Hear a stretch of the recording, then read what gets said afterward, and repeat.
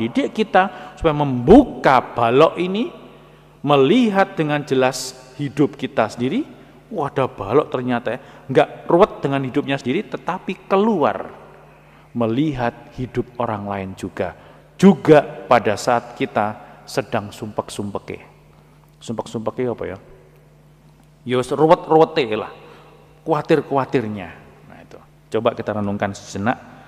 Apakah dalam setiap persoalanku, aku ini terkungkung dalam persoalan itu saja, ataukah masih punya waktu untuk temannya, untuk membantu? Kalau diberi uang saku, apakah saya sibuk dengan membeli apa yang saya senangi sendiri, ataukah dibagi untuk orang lain? Itu kan hal yang simpel sekali. Dalam nama Bapa dan Putra dan Roh Kudus. Amin. Rahmat Tuhan kita Yesus Kristus, cinta kasih Allah, dan persekutuan Roh Kudus bersamamu dan bersama rohmu.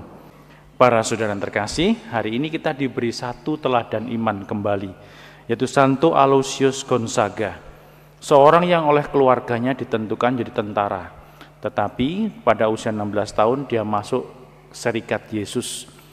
Dan pada saat dia dalam pendidikan awal, disebut novis, ada pandemi, epidemik yang melanda negaranya. Dan Serikat Yesus mendirikan rumah sakit, dan dia meskipun masih awal, dia berjuang keras untuk membantu mereka yang sakit hingga dia mengalami sakit yang sama. Dan akhirnya tidak tertolong dan meninggal dalam seruan nama Yesus yang terucap dalam mulutnya. Para saudara terkasih, mari kita hening dulu sejenak. Kita lihat kembali hidup kita masing-masing. Apakah dalam kesulitan kita masih juga punya waktu dan perhatian untuk kebutuhan orang lain di sekitar kita? Marilah berdoa.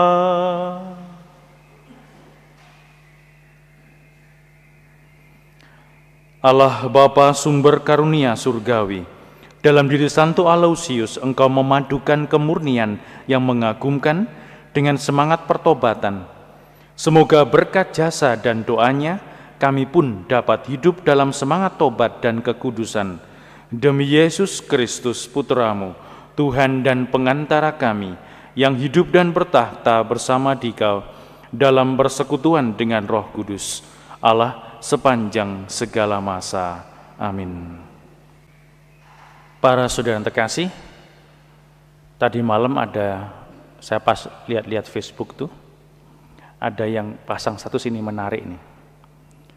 CCTV tetangga lebih canggih dari buatan Jepang, tanpa listrik, tanpa kabel. CCTV tetangga loh ya. Kelebihannya mampu memperpanjang cerita, mampu memutarbalikkan fakta, mampu menyebarluaskan informasi tanpa diperintah. CCTV itu. Tetangga, artinya tetangga. Kita punya tetangga, tetangga kita punya tetangga kita, ya kan? Nah, kita ini tetangganya orang itu. Nah, jadi ini untuk kita juga, sama toh? Jenengan masih ingat Injil kemarin? Manggut-manggut ini tidak menjawab apa-apa. Ingat iya. Tapi apa? Pokoknya ingat Romo. Ya, ingat.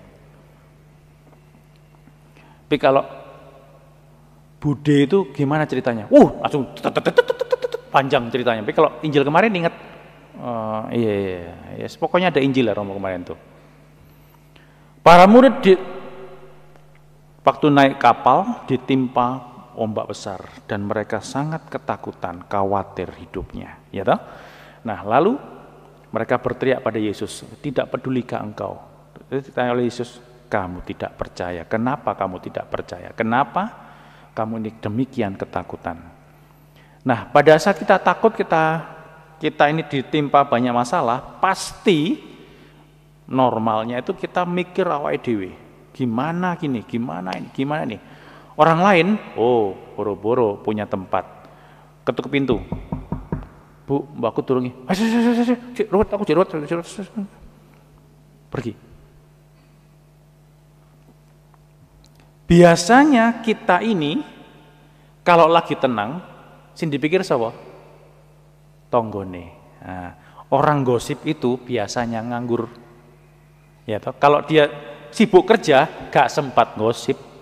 Tapi kalau dia banyak waktu, dia pasti banyak orang yang dibicarakan. Nah, pada saat kita ini begitu, kita terus melihat kelemahan orang dilihat, kelebihannya dilihat. Rupa-rupanya kita ini punya kebiasaan menghafal silsilah orang, sejarah hidup orang lain. Tetapi kurang punya banyak waktu untuk merenungkan sejarah hidup kita sendiri. Nah, Yesus ini mengatakan hari ini, kalau mau melihat sejarah hidup orang lain, lihatlah dahulu bagaimana kita ini hidup setiap hari.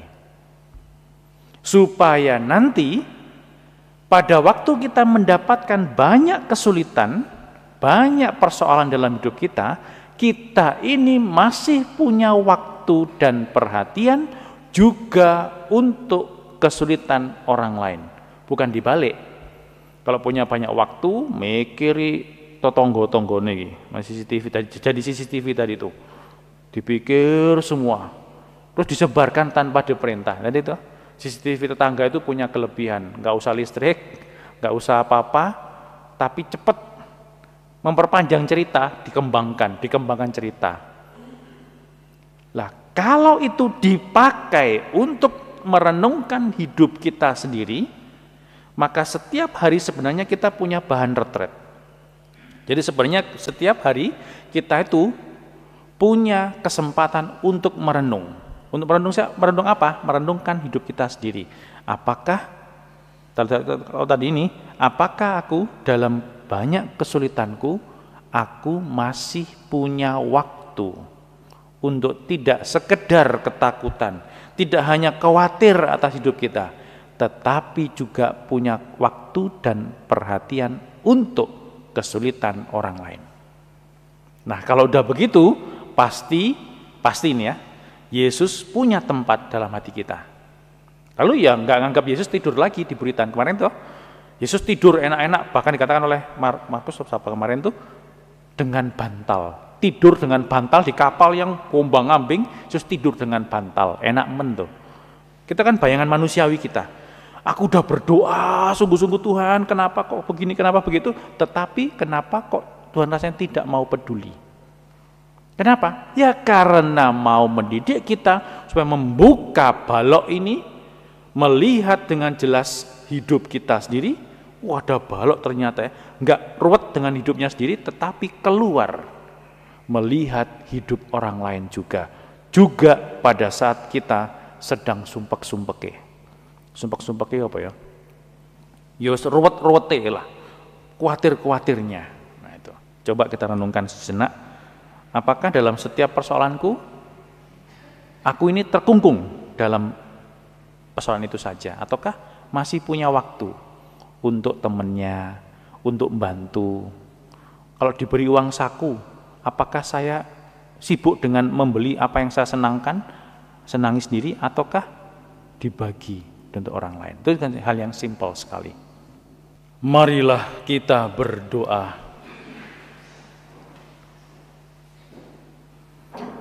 Allah Bapa yang Maha Kudus, kami telah Engkau segarkan dengan santapan para malaikat.